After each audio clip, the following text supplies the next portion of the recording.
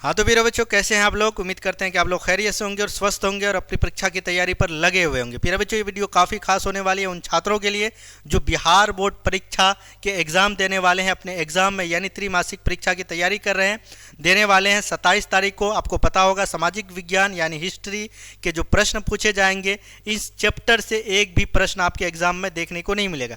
क्योंकि प्यारे बच्चों, 2015 से लेकर आज तक जो भी प्रश्न 2025 में जो परीक्षा हुए हैं, वो प्रश्न हम आज आपको कराने वाले हैं। इनसे बाहर आपके एक भी क्वेश्चन आपके एग्जाम में नहीं देखने मिलेंगे। वो आपके एनुअल एग्जाम हो, सेंटअप एग्जाम हो या आपके बोर्ड एग्जाम में प्रश्न आएंगे। अगर यूरोप के राष्ट्रवाद से, हिस्ट्री से, इस चैप्टर से कोई भी प्रश्न आएंगे, हमारी इस वीडियो से बाहर नहीं देखने को मिलेगा। क्योंकि मैंने वो सारे प्रश्न को कवर कर लिया है जो एग्जाम में आपके बार बार पूछे जाते हैं। चलिए फिर बच्चों, शुरू करते हैं आज की क्लास। हम लोग आज की क्लास शुरू करने वाले हैं। इस क्लास में हम लोग करने वाले हैं top most viral question 50 question. उस क्वेश्चन को अगर आप कर लिए प्यारे बच्चों, मैं गारंटी कहते हैं कि आपके एग्जाम में इनसे बाहर आपको देखने को नहीं मिलेगा। प्रश्न है, जर्मन राइन राज्य का निर्माण किसने किया था? फटाफट बताइए किसने किया था प्यारे बच्चों। ऑप्शन है लुई 18वां, ऑप्शन बी है नेपोलियन बोनापार्ट, ऑप्शन सी है नेपोलियन तृतीय, ऑप्शन डी है प्यारे बच्चों बिस्मार्क। किसने किया था? फटाफट बताइए। इस प्रश्न का राइट ऑप्शन क्या होगा? आपको पता होगा नेपोलियन बोनापार्ट। किसने किया था जर्मन राइन राज्य का? Napoleon Bonaparte. कब किया था ये आपके होमवर्क देते हैं, आपको कमेंट लिखना है कब किया था जर्मन राइन राज्य का संघ का निर्माण नेपोलियन बोनापार्ट ने। और एक बात मैं बता दूं प्यारे बच्चों, जितने भी छात्र इस वीडियो को देखना, आपको ये काम करना है कि आपको कमेंट में ज़रूर सारे का उत्तर लिखना है और बाद में अपना स्कोर बताना है कि आपने कितना प्रश्न का सही उत्तर दिया। मैं आपको विश्वास दिलाता हूं प्यारे बच्चों, अगर आप इस वीडियो को ईमानदारी पूर्वक सारे प्रश्न को कर दिए, राष्ट्रवाद से जो भी प्रश्न यूरोप का पूछे जाएंगे, इनसे बाहर नहीं देखने को मिलेगा। और लास्ट में आपको बताऊंगा कैसे आप इस सारे चीज़ को याद कर सकते हैं। बस मेरे साथ आप अभी जो हम कर रहे हैं उसका सिर्फ उत्तर दीजिए। चलिए शुरू करते हैं। दूसरा प्रश्न देखते हैं, इटली के एकीकरण में किसने योगदान दिया था? इटली के एकीकरण में किसने योगदान दिया था? आपसे प्रश्न पूछ रहा है। ऑप्शन है विक्टर एमोनियल साहब, ऑप्शन बी है गैरिबाल्डी मेजनी साहब, ऑप्शन सी है काउंट कोबर, ऑप्शन डी है प्यारे बच्चों इनमें से सभी। फटाफट बताइए इस प्रश्न का राइट ऑप्शन क्या होगा। काफ़ी इंपॉर्टेंट सवाल है, फटाफट बताइए प्यारे बच्चों। कौन था? विक्टर एमोनियल भाई साहब, ये भी थे इटली के एकीकरण में, इनका भी सहयोग है, इनका भी योगदान है। गैरिबाल्डी इन्होंने कोशिश की थी, मेजनी साहब भी कोशिश की थी, काउंट कोबर साहब की थी। इनकी मृत्यु कब हुई थी इनके बारे में आपको कमेंट करना। यानी इससे क्या पता चलता है? इनमें से सभी option number D right option होगा। चलिए अगला प्रश्न है, रक्त एवं लौह नीति का अवलंबन किसने किया था? ऑप्शन है मेजनी साहब ने, हिटलर ने, बिस्मार्क ने, विलियम ने। किसने किया था मेरे बच्चों? फटाफट बताइए। आपके जो बिस्मार्क साहब, इन्होंने क्या किया था? रक्त एवं लौह नीति का अवलंबन किया था। क्या कहा था इन्होंने? रक्त एवं लौह नीति का अवलंबन किया था जर्मनी को एकीकरण करने के लिए। चलिए अगला प्रश्न हम लोग देखते हैं। प्रश्न नंबर आपका है, फ्रांसीसी क्रांति कब हुई थी? मेरे बच्चों, यहीं से राष्ट्रवाद का उदय होता है। यही वो क्रांति है जहां से क्या हुआ, लोग अपने देश के प्रति सोचने लगे, अपने राजा के खिलाफ आवाज उठाने लगे। फटाफट बताइए क्या है? ऑप्शन है 1789, 1804, 1871, 1817। क्या होगा राइट ऑप्शन? फटाफट बताइए। इस प्रश्न का राइट ऑप्शन होगा 1789। काफ़ी इंपॉर्टेंट, इस प्रश्न का सभी को याद होना ही चाहिए।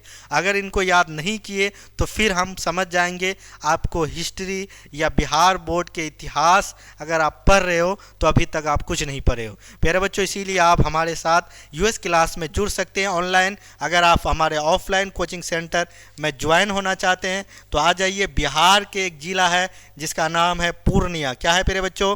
पूर्णिया। यहाँ आपको हमारी एक ऑफलाइन सेंटर है जिसका नाम है स्कॉलर्स जर्नी। क्या है प्यारे बच्चों? स्कॉलर्स जर्नी नाम है। यहाँ आइएगा आप, लास्ट में हम आपको नंबर दे देंगे, आप कांटेक्ट कीजिएगा।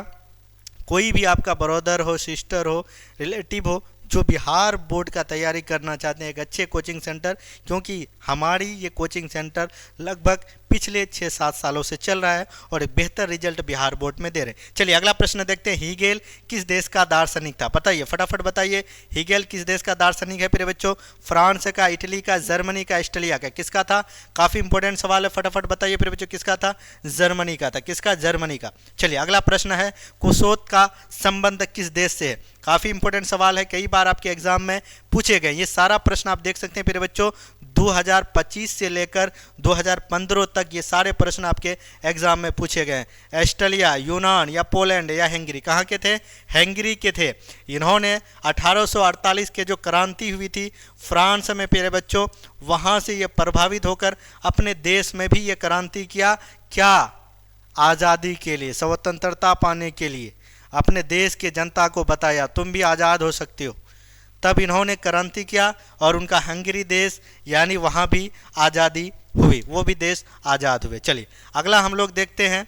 अगला प्रश्न है लाल कुर्ती नामक संगठन का किसने गठन किया? फटाफट बताइए। ऑप्शन है मेजनी साहब। मेजनी ने कौन सा संगठन का निर्माण किया था?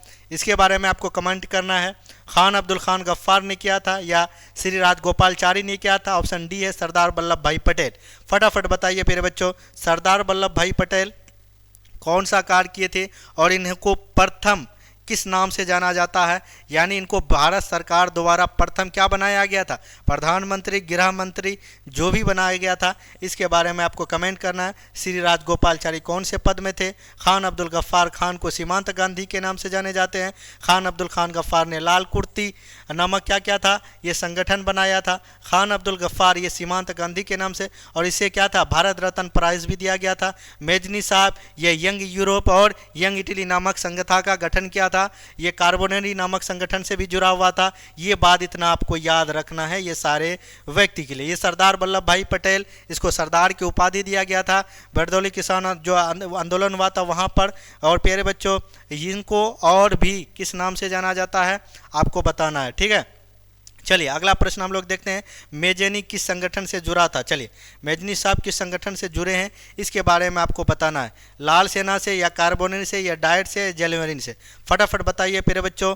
लाल सेना का गठन किसने किया था इसके बारे में कमेंट करना है, ठीक है। कार्बोनेरी संगठन से ये जुड़ा हुआ था। किससे? कार्बोनेरी। उसके डाइट क्या है? जर्मन के सांसद को डाइट कहा जाता है। किसका प्यारे बच्चों? जर्मन के सांसद को डाइट कहा जाता है। और जेलमरीन क्या है? ये फरसा द्वारा एक व्यापारिक संगठन बनाया गया था। आई बात में। चलिए अगला प्रश्न है हम लोग देखने वाले। इस प्रश्न का right option option number B होगा। मेजनी साहब कार्बोनेरी संगठन से जुड़ा हुआ था। चलिए अगला प्रश्न है किस सम्मेलन में जर्मनी की क्षतिपूर्ण राशि को कम की गई थी? फटाफट बताइए किस संगठन में मेरे बच्चों? किस सम्मेलन में? क्योटो सम्मेलन में नहीं किया गया था, रियो डी जेनेरो सम्मेलन में नहीं किया था, वियना सम्मेलन में नहीं। ऑप्शन नंबर आपका डी होगा लोसेने सम्मेलन में। किस में मेरे बच्चों? लोसेने सम्मेलन में जर्मनी का क्षतिपूर्ण क्या किया था? राशि को कम किया गया था। चलिए अगला प्रश्न है हम लोग देखने वाले हैं। वियना कांग्रेस का उद्देश्य क्या था? वियना कांग्रेस का उद्देश्य क्या था मेरे बच्चों? फटाफट बताइए। वियना जो कांग्रेस है उनका उद्देश्य क्या था? आपको पता होना चाहिए। ऑप्शन ए है। क्या गणराज्य की पुनः स्थापित करना चाहता था? बिल्कुल नहीं। क्यों ऐसा नहीं था? लोकतंत्र की पुनर्वस्था? बिल्कुल नहीं। राजतंत्र की पुनर्वस्था? ये सोच सकते हैं इनमें से कोई, यानी ऑप्शन नंबर आपका सी होगा राजतंत्र। ये चाहता था कि पुरानी जो व्यवस्था है जो व्यवस्था लुई 16वां लुई 14वां ने लागू किया था, जिस तरह जनता पर लोग क्या करते थे? दमन करते थे, निरंकुश थे, वही व्यवस्था लागू हो, ना कि राजतंत्र हो, गणतंत्र हो, राजा का शासन व्यवस्था ये फिर से दोबारा लागू करना चाहते थे। कौन? ऑस्ट्रेलिया का चांसलर मेटरनिक ने। अगला है वियना कांग्रेस कब हुई थी? ऑप्शन 1815, 1818, 1820, 1848। कब हुई थी? फटाफट बताइए। Option number A 1815। कब हुई थी मेरे बच्चों? Option number A 1815। चलिए अगला प्रश्न हम लोग देखने वाले हैं। विक्टर एमोनियल ने काउंट कोबर को किस पद पर नियुक्त किया गया था? काफ़ी इंपॉर्टेंट सवाल। सेनापति, राजपूत, प्रधानमंत्री, गृह मंत्री? क्या होगा इस प्रश्न का right option? Option number C प्रधानमंत्री। किस पद पर? प्रधानमंत्री पद पर। काउंट कोबर एक कूटनीतिज्ञ थे, बहुत बुद्धिमान व्यक्ति थे, चतुर व्यक्ति थे, ठीक है मेरे बच्चों। जो इटली के एकीकरण में इनका बहुत बड़ी योगदान है। समझ रहे? अपनी बुद्धि से दिमाग लिया, जिस तरह बिस्मार्क साहब ने किया। चलिए जेलमरीन की संगठित संस्था से हमने अभी आपको बताया ना, फरसा द्वारा संगठन बनाया गया था। चलिए क्रांतिकारी या व्यापारी, विद्वान या पादरी? मेरे बच्चों ऑप्शन नंबर आपका बी होगा। व्यापारियों का ये क्या है? संप्रदित संस्था है। फ्रैंकफर्ट की संधि कब हुई थी? फटाफट बताइए मेरे बच्चों कब हुई थी फ्रैंकफर्ट की संधि? किन दो देशों के बीच हुई थी उनके बारे में भी बताना है। फटाफट बताइए किन दो देशों के बीच हुई थी ये संधि? मेरे बच्चों 1864 में जो युद्ध हुआ था उस युद्ध का नाम क्या था मेरे बच्चों? फटाफट बताइए। 1864 में किन के बीच हुआ था? ये जर्मन जो है जर्मनी के, ऑस्ट्रेलिया के, जर्मनी जो थे वो बिस्मार्क जो थे वो क्या चाहते थे, जर्मनी का एकीकरण हो। उन्होंने क्या किया, फरसा के सहयोग से वो चाहता था कि मेरा जो एकीकरण हो सकता है, जर्मनी जो 39 भागों में विभाजित था, उनका एक ही मकसद था, अगर हम एकीकरण यानी हो सकते हैं, हमारे जो जितने भी राज्यों में कब्जा किए हुए हैं, अगर हम कर भी सकते हैं एकीकरण, वो फरसा के क्या हो सकता, फरसा के अधीन ही हो सकता, फरसा के बिना हम लोग एकीकरण नहीं हो सकते। इसीलिए उन्होंने सर्वप्रथम फरसा के सहयोग से वो लड़ाई किससे शुरू किया, फरसा और डेनमार्क और ऑस्ट्रेलिया, फरसा और ऑस्ट्रेलिया एक साथ हुए। ऑस्ट्रेलिया को लालच दिया, हम आपको कुछ भाग जो जीतेंगे उनसे आपको दे देंगे, आप हमारे साथ दीजिए। उन्होंने डेनमार्क को हराया 1864 में। 3 युद्ध हुआ था जर्मनी को एकीकरण करने में। पहला 1864 में किसके साथ, डेनमार्क के साथ, डेनमार्क किस में हार हो गई। उसके बाद दूसरा युद्ध हुआ था 1866 में, ये हुआ था ऑस्ट्रेलिया और फरसा के बीच। किसके साथ, ये ऑस्ट्रेलिया और फरसा के बीच हुआ था। इस युद्ध को किस नाम से जाना जाता है, और ऑस्ट्रेलिया फरसा के जो युद्ध हुआ था इसमें किन की हार हुई थी, आप लोग जल्दी जल्दी से बताइए मेरे बच्चों, किन की हार हुई थी। इसमें ऑस्ट्रेलिया की हार हो गई थी। और 1870 में जो युद्ध हुआ था ये किसके किसके बीच हुआ था, फरसा और फ्रांस के बीच। किसके बीच, और 1871 में ही ये संधि हुआ था। ये जो संधि हुआ फ्रैंकफर्ट संधि किनके बीच हुआ था, फ्रांस, किनके बीच मेरे बच्चों, फ्रांस और जर्मनी के बीच। किसके, जर्मनी के बीच, फ्रांस और जर्मनी के बीच ये संधि हुई थी 10 मई 1871 ईस्वी में। और इस युद्ध को किस नाम से जाना जाता है, फटाफट बताइए, कमेंट कीजिए। 1866 में जो युद्ध हुआ था, किस युद्ध हुआ था मेरे बच्चों, फटाफट बताइए। 1866 में कौन सा युद्ध हुआ था, उस युद्ध को नाम क्या, किस नाम से जाना जाता है 1870 में, फटाफट कमेंट कीजिए। इसको सेडावा युद्ध के नाम से जाना जाता है। 1866 में जो युद्ध हुआ था इसको सेडावा युद्ध, 1870 में जो युद्ध हुआ था इसको सेडान का युद्ध। ये सवाल आपका पूछा गया था, सेडान का जो युद्ध हुआ था इनमें किन की हार हुई थी, इनमें फ्रांस का हार हुई थी। एक कथन है, एक महाशक्ति का पतन हुआ था, दूसरी महाशक्ति का उदय हुआ था, यानी जर्मनी का उदय हुआ और जो फ्रांस का वो क्या हुआ, पतन हुआ। ये किन दो देश के बीच संधि हुआ था, फ्रैंकफर्ट संधि। काफ़ी इंपॉर्टेंट सवाल है, याद रखिएगा मेरे प्यारे बच्चों। 1871, 10 मई 1871 में। चलिए अगला प्रश्न है 66 किस नाम से, सेडावा युद्ध। 1870 सेडान युद्ध, याद रखिएगा। सेडान युद्ध में किसकी हार हुई थी, सेडान युद्ध में फ्रांस का, और सेडावा युद्ध में किसका युद्ध हार हुई थी, ऑस्ट्रेलिया का। चलिए अगला है, हम लोग देखने वाले हैं जर्मनी के एकीकरण के लिए कौन उत्तरदायी है। जर्मनी के एकीकरण के लिए कौन उत्तरदायी है प्रिय बच्चों, फटाफट बताइए। जर्मनी का जो एकीकरण हुआ किनके अगुवाई में हुई, ये आपसे पूछ रहा है। काउंट कोबर के, बिस्मार्क के, या गेरिबाल्डी के, या मेजनी के।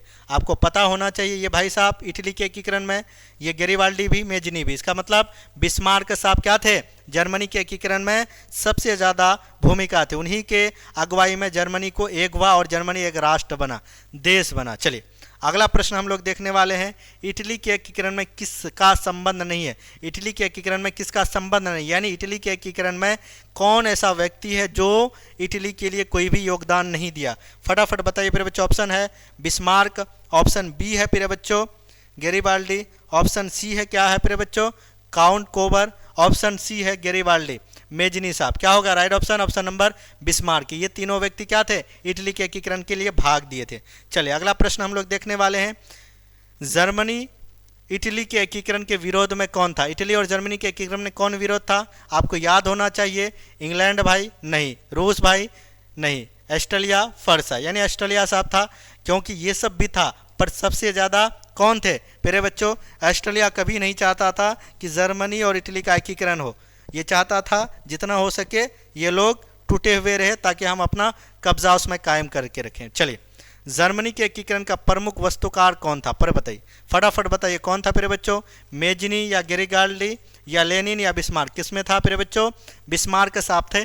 उन्होंने सर्वप्रथम ये ख्वाब देखा और उन्होंने सारा अपनी बुद्धि दिमाग लगा के जर्मनी के एकीकरण के लिए उन्होंने फरसा के सहयोग से जर्मनी को आज़ादी किया और एक किया। चलिए अगला प्रश्न हम लोग देखने वाले हैं, 1830 की क्रांति के बाद फ्रांस में कौन सा शासन स्थापित किया हुआ, फटाफट बताइए कौन सा शासन व्यवस्था हुआ प्यारे बच्चों, संघीय शासन, संवैधानिक राजतंत्र, या गणराज्य या अधिनायक। क्या हुआ था प्रिय बच्चों? 1830 क्रांति के बाद फ्रांस में कौन सा हुआ? संवैधानिक राजतंत्र। क्या हुआ था? ऑप्शन नंबर आपका बी राइट ऑप्शन होगा। क्या होगा? बी। चलिए अगला है, मार्टिन लूथर कौन थे प्रिय बच्चों? मार्टिन लूथर कौन थे?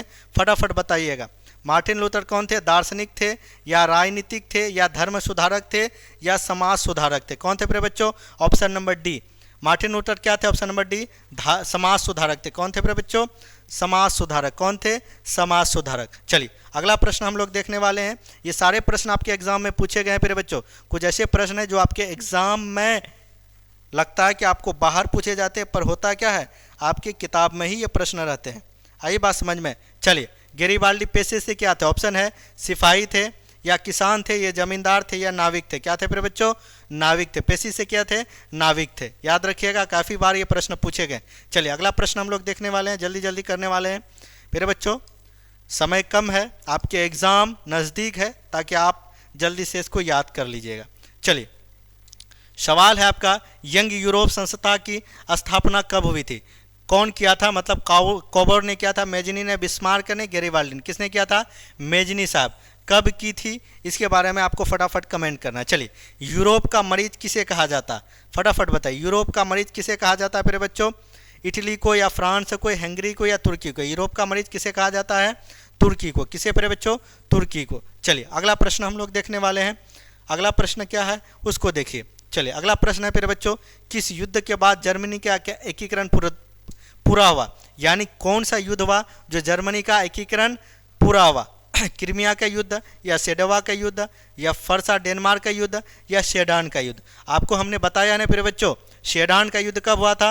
1870 ईस्वी में। 10 मई 1870 ईस्वी में ये युद्ध हुआ था। इसमें कौन कौन थे? फरसा थे। कौन थे प्रिय बच्चों? फरसा और फ्रांस।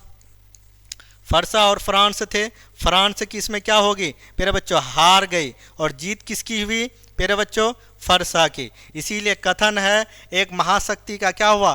पतन हुआ, दूसरे महाशक्ति का क्या हुआ? उदय हुआ। यानी जर्मनी एक नए देश के रूप में उभरे थे। यानी ये सारा जो काम था किसका था? बिस्मार्क साहब। यही जर्मनी का क्या थे? ये फरसा क्या कहते? चांसलर थे। इसी के नेतृत्व में ये सारा काम हो रहे थे, क्योंकि वो जर्मनी को क्या कर रहे थे? अपने देश में जो कब्जा थे वो सारे कब्जे को निकाले फरसा के थ्रू। इसीलिए ये सेडान का युद्ध के, यानी किस युद्ध के बाद जर्मनी का एकीकरण पूरा हुआ? सेडान का युद्ध। सेडान का युद्ध। सेडावा का युद्ध कब हुए? 1866 में। क्रीमिया का युद्ध कब हुए? 1853 और 54 के आसपास। उसके बाद फरसा डेनमार्क का युद्ध 1864 ईस्वी में। कब? 1800। ये चारों आपको याद रखिएगा मेरे बच्चों। ये क्रीमिया का युद्ध में फ्रांस और ऑस्ट्रेलिया के बीच युद्ध हुआ था। किसका? फ्रांस और ऑस्ट्रेलिया जो थे उनके बीच युद्ध हुआ था। इसमें फ्रांस का सहयोग किया था कौन? काउंट कोबर, ताकि उनको मदद मिले ऑस्ट्रेलिया से। बाद में अगर कहीं लड़ाई हो तो फ्रांस उनका सहयोग करे, ताकि इटली का एकीकरण पूर्ण हो। आई बात समझ में? क्रीमिया के युद्ध 1853 से 54 के बीच लड़ाया गया था। सेडावा का युद्ध 1866 में। फरसा डेनमार्क का युद्ध 1864 में। सेडावा का युद्ध 1870 में। उसके बाद संधि हुई, उस संधि का नाम फ्रैंकफर्ट संधि 1871 में, जिसमें दो देश थे। कौन देश? जर्मनी और फ्रांस के बीच वो आपका संधि हुआ। उसको नाम किस नाम से जाने जाते हैं बताइए? फ्रैंकफर्ट संधि। चलिए अगला प्रश्न हम लोग देखने वाले हैं, यूरोपीय साहित्य और ज्ञान विज्ञान का प्रेरणा स्रोत कौन था? यूरोप का जो है ज्ञान प्रेरणा स्रोत कौन था प्रिय बच्चों? सारा प्रश्न आपके बुक से लिए गए हैं हूबहू। अगर आप SCERT बुक को अच्छे से सेल्फ स्टडी रीडिंग करते हो तो मैं गारंटी करता हूँ प्रिय बच्चों, आपका एक भी प्रश्न आपके एग्जाम से बाहर नहीं आएंगे। ऑप्शन नंबर आपका यूनान। क्या होगा प्रिय बच्चों? यूनान। चलिए अगला प्रश्न हम लोग देखने वाले हैं, इटली एवं जर्मनी किस महाद्वीप में स्थित है? फटाफट बताइए। उत्तरी अमेरिका, दक्षिणी अमेरिका, यूरोप, पश्चिमी एशिया? फटाफट बताइए कहाँ पे बच्चों? ये सारा खेल कहाँ हो रहा था? यूरोप में। कहाँ पे बच्चों? यूरोप के राष्ट्रवाद पर हैं, तो ये सारा काम कहाँ से होगा? यूरोप में ही होगा मेरे बच्चों। ये सारा कहाँ थे? यूरोप में ही। चलिए अगला प्रश्न हम लोग देखने वाले हैं, वियना कांग्रेस द्वारा फ्रांस में किस वंश की पुनः स्थापना हुई थी? फटाफट बताइए किस वंश की मेरे बच्चों?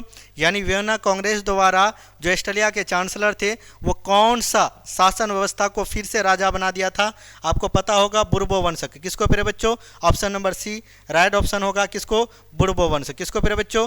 बुर्बो वंश को। चलिए अगला प्रश्न है 1870 में फ्रांस फरसा का युद्ध किस नाम से जाना जाता, फटाफट बताइए। देखिए प्रश्न कई बार पूछे गए क्योंकि ये प्रश्न आपके लिए काफ़ी इंपॉर्टेंट है आपके एग्जाम के दृष्टि से, इसीलिए प्रश्न बार बार रिपीट है। हमने आपको शुरू में ही कहा था हम वो सारे प्रश्न उठा के लाए हैं जो आपके 2015 से लेकर प्यारे बच्चों 2025 तक पूछे गए, और मैं दावा ठोक के कहता हूँ कि इस वीडियो को जो ईमानदारी पूर्वक देख लिए, मैं गारंटी कहता हूँ कि उनको एक भी प्रश्न यूरोप के राष्ट्रवाद से नहीं देखने को मिलेगा। प्यारे बच्चों आपको पता है कि इसमें क्या था प्यारे बच्चों, 1870 की बात कर रही है, फरसा और फ्रांस की बात हो रही है। इसमें हार किसकी हुई थी प्यारे बच्चों, ये भाई साहब फ्रांस का, और जीत किसकी हुई थी प्यारे बच्चों, जीत किसकी हुई थी, ये भाई साहब का, और इसीलिए इस भाई साहब का हार हो गया। और इसमें 1871 फ्रैंकफर्ट संधि हुई। इसमें सेडान युद्ध या सेडावा युद्ध कब हुआ, 1866 में, और संधि फ्रैंकफर्ट संधि ये फ्रैंकफर्ट संधि कब हुई थी, 1871 ईस्वी में। ये सेडान का युद्ध कब हुआ, 1870 में। यहाँ सवाल क्या है, सवाल के अनुसार इसका आंसर क्या होगा, ऑप्शन नंबर ए क्या होगा, राइट ऑप्शन। चलिए अगला प्रश्न हम लोग देखने वाले हैं। कोई दिक्कत फटाफट बताइए कमेंट में। क्लास कैसा लग रहा है आपको ज़रूर बताना है। बिस्मार्क कौन था, फटाफट बताइए। बिस्मार्क कौन था, कवि था या नाटककार था या संगीत क्या था या कूटनीतिक था, कौन था, option number D right option. कौन था मेरे बच्चों, बुद्धिमान कूटनीतिक, यानी एकदम क्या था, खुराफात इंसान। यानी ये जो भी चाहे जिस हिसाब से किसी गधा को अगर बाप बनाना पड़े तो बनाएगा, पर ये वो काम करेगा जो इनका मकसद है। अगर किसी को गोली लगना पड़े, कहे ना पड़े, खत्म खल्लास करना पड़े फिर भी करेगा, वैसा व्यक्ति था। उसी व्यक्ति ऐसा व्यक्ति को कूटनीतिज्ञ, यानी वह हर एक संभव प्रयास करेगा जो उसको करना है। 1829 ईस्वी में एड्रियन पोनल की संधि किससे हुई थी, फटाफट बताइए। 1829 में किससे हुई थी, तुर्की से, यूनान से, हंगरी से, पोलैंड से। 1800 किस में हुई थी पर बच्चों, तुर्की। 1829 में जो ये संधि हुई थी, यानी तुर्की का अधिकार यानी तुर्की का कब्जा किस में था, यूनान में। यूनान में जो था, यूनान इसके लिए आंदोलन किया और तुर्की इसमें हार गई। तुर्की के साथ ये संधि हुआ कि आपको थोड़ा बहुत अधिकार मिलेगा, फिर लास्ट में ये खत्म। यानी 1829 में जो एडोनियन पूर्ण संधि हुई थी वो तुर्की के साथ हुई थी। चलिए अगला प्रश्न हम लोग देखने वाले हैं। प्रश्न है 1789 की फ्रांसीसी क्रांति के समय कौन सा वंश शासन था, फटाफट बताइए कौन सा वहाँ का शासन था मेरे बच्चों। ऑप्शन है, ऑप्शन नंबर आपका सी होगा, बुर्बो वंश। 17 फ्रांसी के राजा कौन थे वहाँ के, वंश बुर्बो वंश। चलिए अगला प्रश्न हम लोग देखने वाले हैं। चार्टिस्ट आंदोलन कहाँ हुआ था, फटाफट बताइए मेरे बच्चों। ऑस्ट्रेलिया में, इटली में, जर्मनी में या इंग्लैंड में, कहाँ हुई थी मेरे बच्चों, फटाफट बताइए। ऑप्शन नंबर आपका right option, option number C. चलिए जर्मनी में। अगला प्रश्न हम लोग देखने वाले हैं। प्रश्न नंबर है प्रिय बच्चों, वेनिया कांग्रेस में पवित्र संघ की योजना किसने प्रस्तुत की थी, फटाफट बताइए। वेनिया कांग्रेस में पवित्र संघ की योजना किसने प्रस्तुत की थी, रूस ने या ब्रिटेन ने या फ्रांस ने या ऑस्ट्रेलिया ने, किसने किया था प्रिय बच्चों, फटाफट बताइए किसने किया था। ऑप्शन नंबर आपका डी, ऑस्ट्रेलिया ने किया था। चलिए अगला प्रश्न हम लोग देखने वाले हैं। प्रश्न नंबर आपका है प्रिय बच्चों, यूनान के स्वतंत्रता संग्राम में किसकी हार हुई थी, किसकी हार हुई थी प्रिय बच्चों। ऑप्शन नंबर आपका तुर्की की, किसकी हुआ थी प्रिय बच्चों, तुर्की की हार हो गई थी, किसकी, तुर्की की हार हुई। चलिए अगला प्रश्न हम लोग देखने वाले हैं।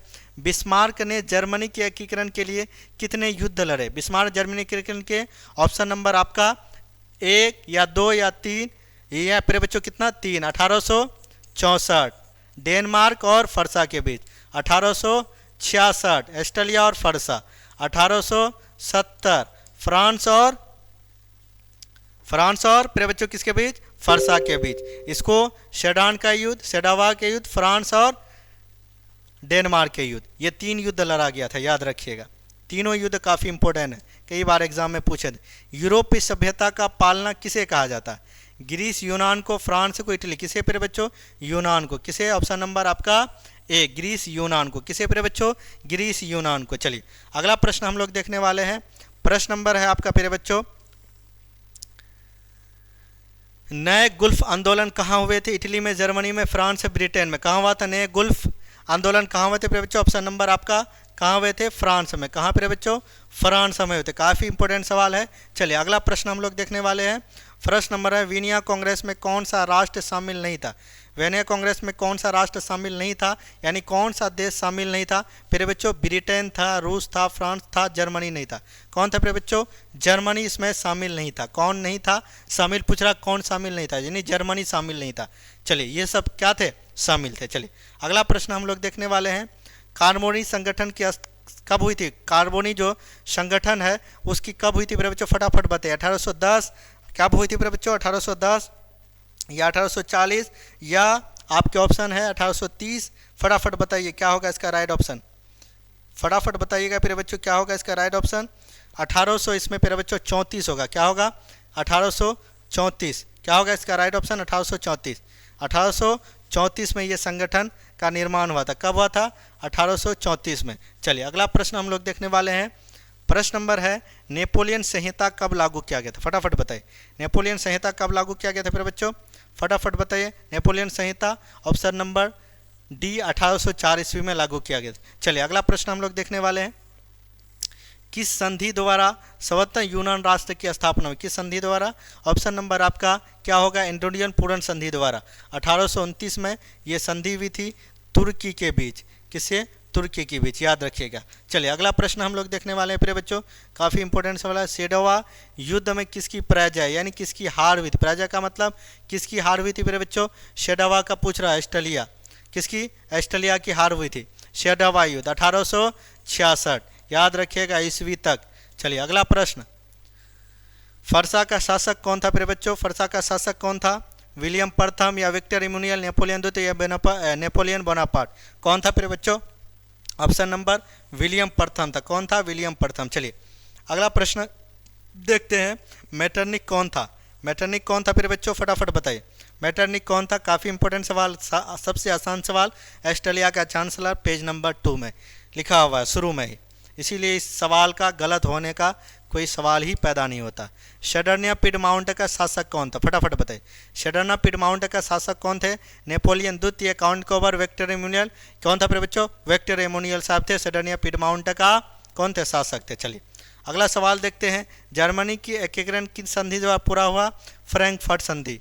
फ्रैंकफर्ट संधि कब हुई थी? 10 मई। कब हुई थी मेरे बच्चों? बार बार सवाल है। 10 मई 1871 ईस्वी में। चलिए अगला सवाल देखते हैं। राष्ट्रवाद की अवधारणा की शुरुआत किस घटना से मानी जाती है? पुनर्जागरण से, धर्म सुधार से, फ्रांसीसी क्रांति से? किससे प्रिय बच्चों?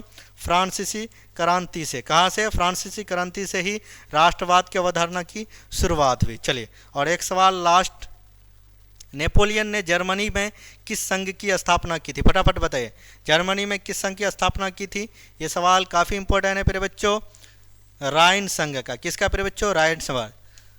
ठीक है प्रिय बच्चों, दाइन। यानी ये जितने भी सवाल किए हैं आपके 2000 प्यारे बच्चों 15 से लेकर 2025 से लेकर 2015 तक, ये सवाल यूरोप के राष्ट्रवाद से जितने भी प्रश्न पूछे गए हैं इतना ही पूछे गए। उम्मीद करते हैं कि आपको समझ में आ गई होगी और आपने कितने सवाल का सही जवाब दिए, कितने का उत्तर आप जानते थे पहले से, कमेंट कीजिएगा।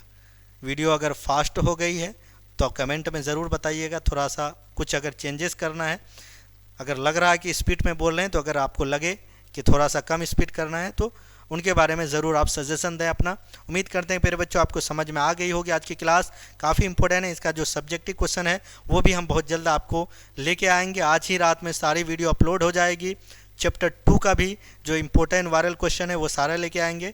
उम्मीद करते हैं कि आप हमारी बातों को समझ गए होंगे। अगर आप इसी तरह का आप अपडेट, इसी तरह का आप पढ़ना चाहते हैं मज़ेदार से, तो आप हमारे चैनल को सब्सक्राइब कीजिए। फिर मिलते हैं नेक्स्ट वीडियो पर। जय हिंद, love you, bye, take care.